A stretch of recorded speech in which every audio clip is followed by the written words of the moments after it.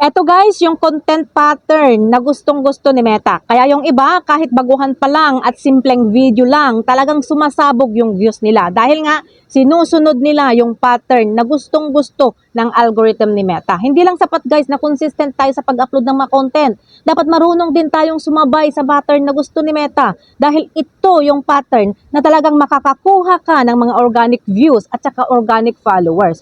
So ano nga ba yung mga content pattern na gustong-gusto ng algorithm ni Meta? Ang una, retention flow. Ibig sabihin, parang gumagawa ka lang ng storytelling na parang kausap mo lang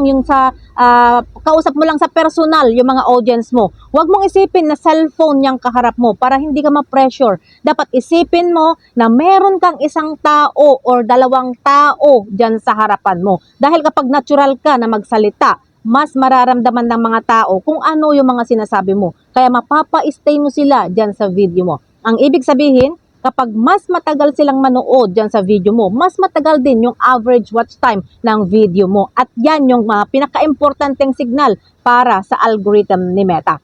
Pangalawa, content na makaka-relate yung mga audience mo sa'yo. At sa unang 3 segundo pa lamang, dapat ma-hook mo na sila para panuorin nila yung video mo hanggang dulo. Dahil kapag maganda yung hook, yun din ang magandang signal para kay Meta.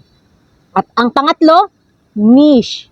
Dapat pumili ka ng niche na alam mong kaya mo. Dahil mas pinaprioritize ni Meta yung mga content creator na iisa lang yung topic. Dahil kapag paiba-iba yung topic mo, malilito ang algorithm kung kanino niya ipapakita yung mga content mo. Kaya mahihirapan kang makakuha ng mga organic views at saka mga organic followers. Pero kung baguhan ka pa lamang, pwede kang mag-random muna para malaman mo kung anong topic ang mas papatok sa mga audience mo. Kaya kung gusto mo nga paboran ka ng algorithm ni Meta, gamitin mo ang mga pattern na yan araw-araw.